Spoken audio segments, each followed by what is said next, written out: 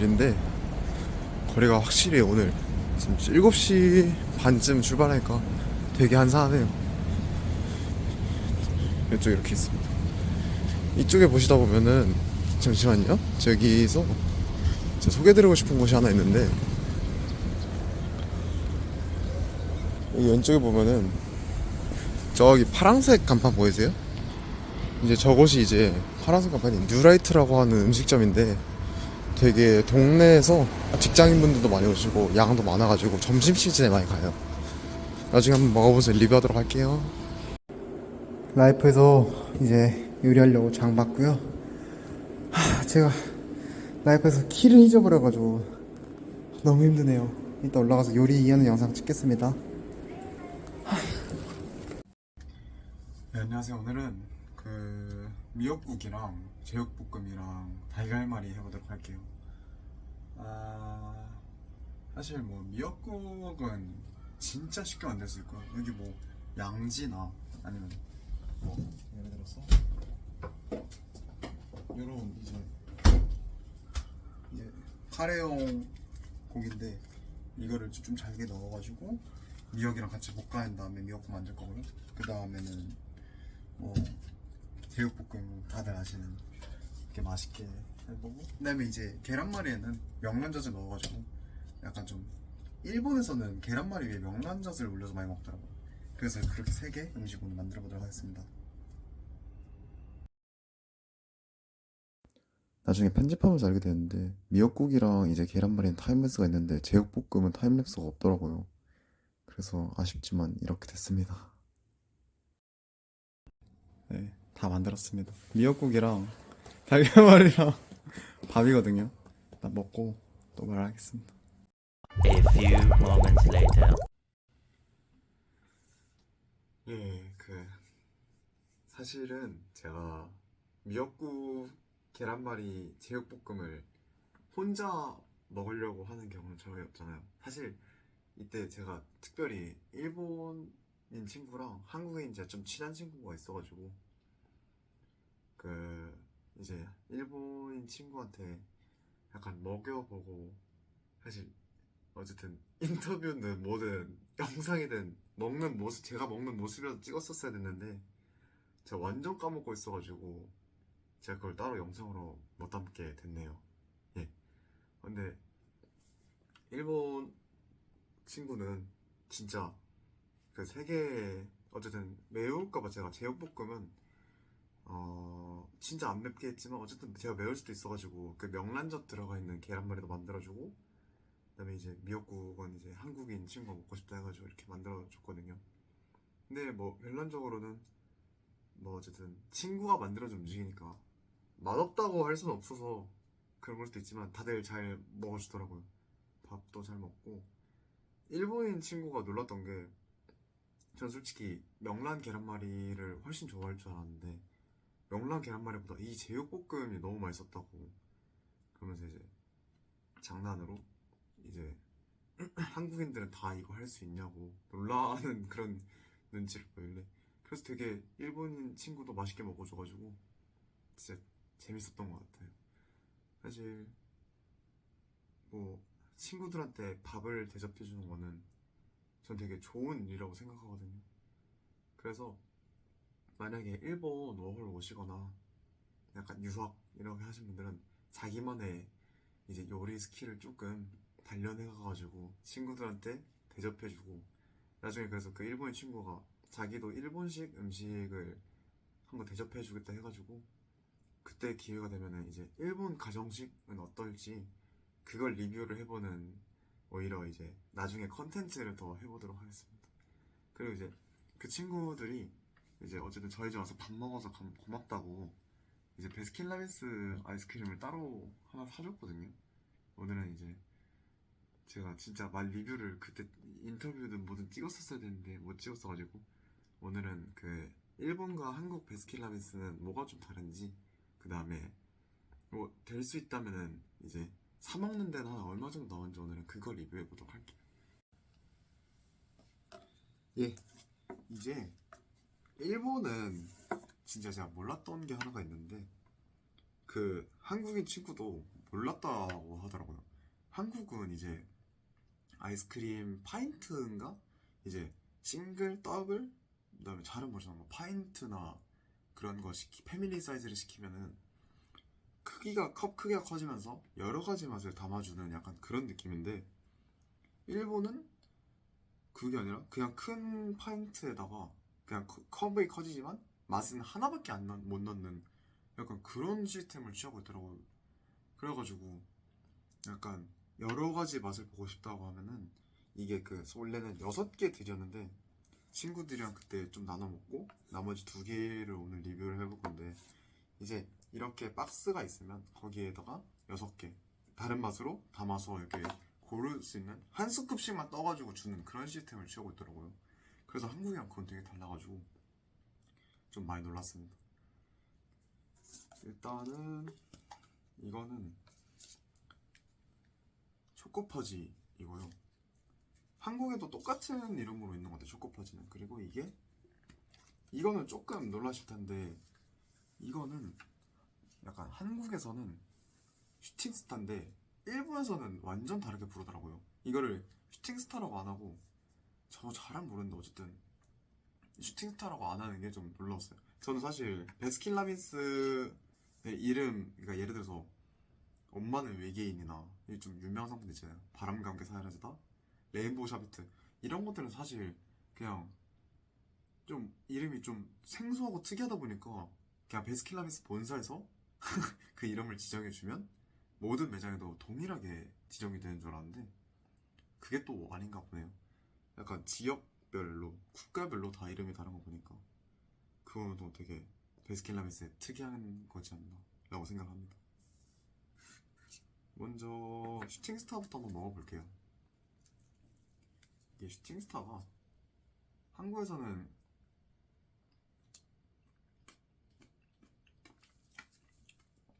코너로도 있어가지고 되게 안 사 먹으시는 분들도 많은데, 베스킨라빈스에서 일본 베어는 약간 색깔은 약간 다른데 맛은 한국 슈팅스타랑 완전 똑같네요. 예.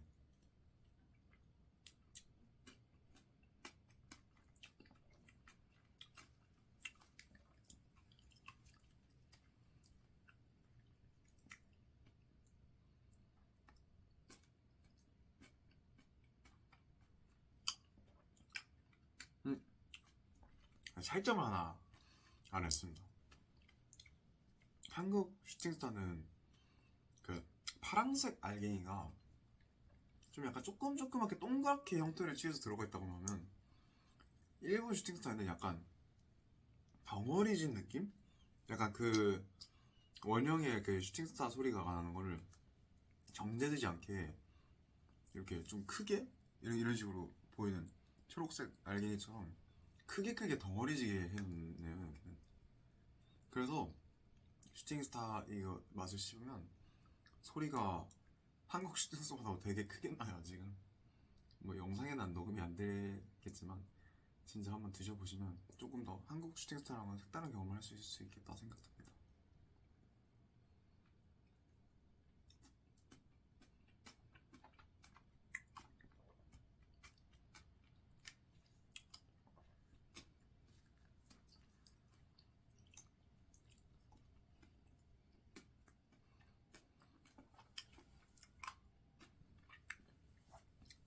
예, 하나는 이제 다 먹어봤고요.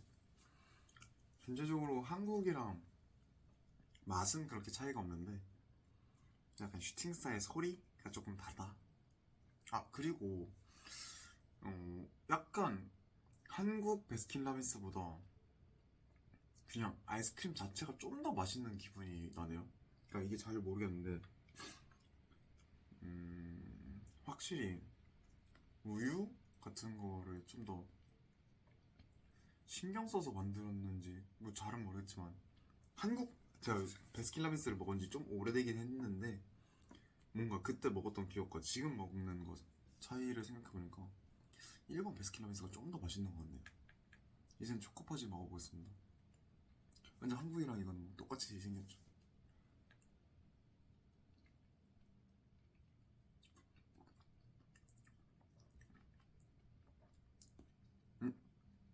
한국에도 이 맛이 있는지 모르겠는데 완전 다크, 좀 센 다크 초코퍼지 맛이 나네요.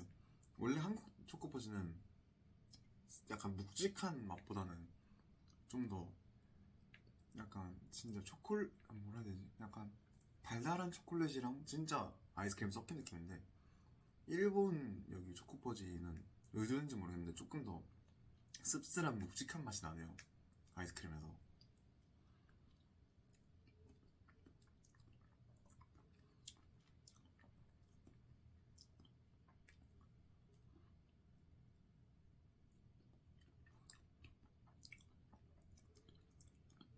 사실 일본은, 한국도 진짜 제가 좋아하는 아이스크림, 예를 들면 뭐 와일드 바디나 그 옥수수콘 이런 음식도 진짜 좋아하지만 일본에도 진짜 맛있는 아이스크림들이 많거든요. 뭐 많이 아시는 이제 브릴레, 그것도 맛있고, 아니면은 가리가리바라 해가지고 약간 소다 맛 아이스크림인데, 일본에서 약간 술 먹고 나서 그것 좀 많이 찾는 사람들이 있는 것 같아요. 가격도 싸고 약간 술 먹고 나서 좀 잠 깨는 용으로 드시는 분들이 꽤 많은 것 같아요, 그건.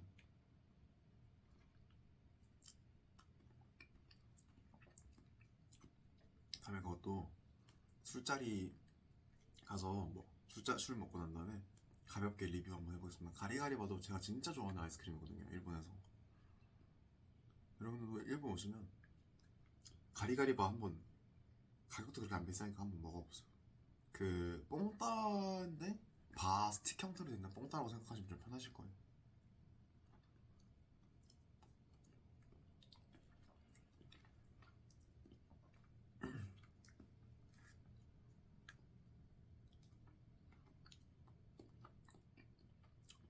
그리고 이따가는 저렇게 요리를 하면은 한 얼마 나오는지 제가 가볍게 알려드리도록 할게요.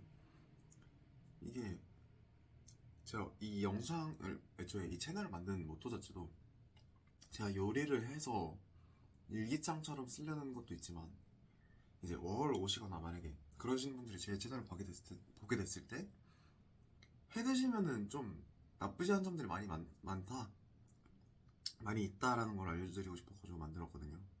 그래서 금액이랑, 그리고 이제 요리를 한 번 하면은 그날 먹고 땡 하는 게 아니라 꽤 오래 먹을 수 있는 요리들도 많이 있으니까 이따가 리뷰 한번 해보도록 하겠습니다.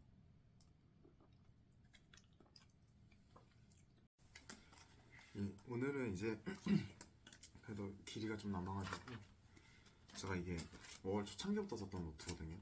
여기에는 이제 뭐 공부한 것도 많고, 여기 뭐 가계부 초반 쓴 것도 있고, 되게 뭐가 많아요. 뭐 공부한 게 좀 대답이었는데, 근데 여기서 이제 가계부 쪽을 뭐 많이 안 썼지만은 일단 5월 초창기에 딱 오시면은 해야 된다고 생각하는 게, 먼저 어쨌든 어떻게 오시는지 모르겠지만 물론 뭐 일을 열심히 해서 그 돈을 와서 일을 하는 대신에 쓰실 수도 있고, 아니면 저처럼 군대를 진짜 끝나자마자 바로 5월 와가지고 또 이제 군대 적금을 많이 쓰고 싶지 않아서 여기서 일을 하고 뭐 지원을 조금 받는 한이 있더라도 약간 그런 식으로 하시는 분들도 있고, 되게 여러 분들이 있을 텐데 여러 상황에 맞게 하시면 되지만, 일단 저는 일단 여기 오면 한 달 동안 얼마 정도를 쓰는지를 알아야 된다고 생각해요, 개인적으로.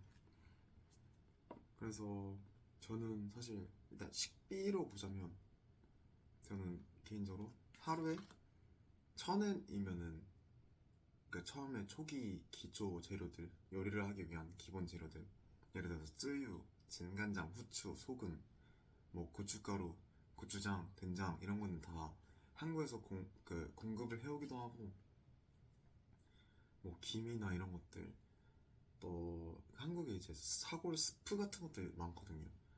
예를 들어서 라면 스프나 그런 걸 가져오면은 이제 자극적인 요리할 때도 되게 도움이 많이 되고 하니까. 저 미역국 만들 때도 물론 제가 자세히 좀 리뷰를 하고 싶었는데 영상에 날아가서 그렇게 되지 못했지만, 미역국 만들 때도 제가 미역과 물만 넣고 진간장 간해서 먹어도 되지만, 사실 조금 더 약간 깊은 맛을 내기 위해서는 사골 스프 같은 게 들어가면 또 나쁘지 않다고 생각하거든요. 그래서 사골 스프도 제가 가져온 게 있어서 그거 넣어가지고 만든 거거든요, 그게. 그런 식으로 이제 여러 가지 기본 재료를 제외하고 여기서는 이제 사야 되는 게, 일단 요리를 할 때는 거의 대부분 파나 마늘, 양파가 들어가게 되는데, 양파, 마늘, 파를 양파 5알 들어있는 거, 파, 마늘까지 다 사도 한 700엔 정도 되는 것 같아요. 한 800엔 정도 되는 것 같아요. 세금 포함해가지고. 그 후에 근데 이제 파랑 마늘이나 양파는 하루 만에 다 못 먹잖아요. 5알 그 큰 하나 2개 들어있는 파랑 네, 마늘 이제 하나 이렇게니까 요리를 한 번 한다고 쳐도 다 쓰지는 못해요, 그 재료들을. 마늘도 하나라고 하면 작아 보이지만 까보면은 거의 한 12알 정도 나오는 것 같고, 그러면은 적어도 요리를 2번 정도는 할 수 있단 말이에요. 그리고 사실 요리를 한 번 하도 고기를 한 번 하더라도 그걸 한 번 먹고 땡이 아니라 거의 대부분 저는 2번에 나눠서 먹는 것 같아요, 요리를 한 번 하면. 그래서 계산해보자면 먼저 처음 계산했을 때, 그래서 제가 만들어 먹는다 가정하면은 800엔에 플러스 고기류들이 중요한데, 고기류들은 한 돼지고기들은 600g 기준으로 한, 그러니까 그 삼겹살을 바라라고 하거든요, 일본에서는. 그게 한 1000엔 정도 하고요. 그다음에 닭고기가 그보다 한 조금 싼 뭐 이제 가슴살을 모모 또는 이제 뭐 태바 태 날개를 태라고 하거든요. 이런 걸 해서 한 조금 더 싼 한 800엔 정도 하는 것 같아요, 닭고기나. 그다음에 소고기는 조금 비싸서 제가 자주는 안 먹거든요. 근데 돼지랑 닭의 기준으로 봤을 때는 한 1000엔에서 800엔에서 1000엔 사이에 살 수 있다라고 생각하면, 그거 둘을 가장 비싸게 조합을 해서 더한다 해도 1800엔이고, 이거를 하루만 먹고 끝나는 게 아니라 한 번 요리하면 제가 또 나눠 먹게 되거든요. 고기도 사실 600g을 사면은 사람이 다른 요리도 하고 다른 재료도 있다 보면은 600g을 한 번에 다 안 먹거든요. 저는 한 300g, 300g 소분해가지고 오늘은 이 요리하고 다음날까지 그거 먹고 다음날 저녁에 내일 먹을 걸 준비하는 그런 스타일로 하거든요, 저는 원래는. 그래서 한 300g, 300g 나눠서 하면은 그냥 한 1800엔으로, 한국 돈으로 한 17,000, 요즘 한요즘 바뀌어 17,000원 정도죠. 1800엔으로 이제 한, 진짜 이론대로라면 거의 한 3일분을 먹는 식사를 만들 수 있고. 근데 이게 1800엔 다 쓴 게 아니죠. 왜냐면은 양파 같은 경우는 워낙에 많이 남고, 파 같은 경우에도 3일분 요리를 한다 해도 그렇게 많이 못 쓰거든요, 개인적으로. 한 이 정도 마디의 파를 쓴다고 하면은 그 중에 절반을 쓰니까, 그런 이유로 한 1800엔을 지불하면은 한 3일분의 먹거리를 만들 수 있다. 근데 사실 제가 남바를 살아서 그런 것도 있겠지만 일본은 굉장히, 저는 사실 외식 문화가 비싸다고 생각을 하거든요. 예를 들어서 이자카야를 간다 해도 오토시라는 자리세를 받듯이 일본 자체는 좀 더 한국처럼 뭐 여러 가지 만찬이 나와서 배불리 먹는 것보다는 하나하나 시켜서 먹는 느낌이 강하거든요. 그래서 저도 진짜 밥 좋아하고 맛있는 거 좋아하는 사람인데 밖에서 먹으면 돈이 좀 많이 들더라고요. 그래서 그러다 보니까 이제 라이프에 가면은, 그것도 말씀 안 드렸는데, 라이프를 가면은 가끔 이제, 라이프도 중요한 게 세일이 언제 하는지를 알아야 돼요. 라이프가 기본적으로 밤 12시에 닫거든요.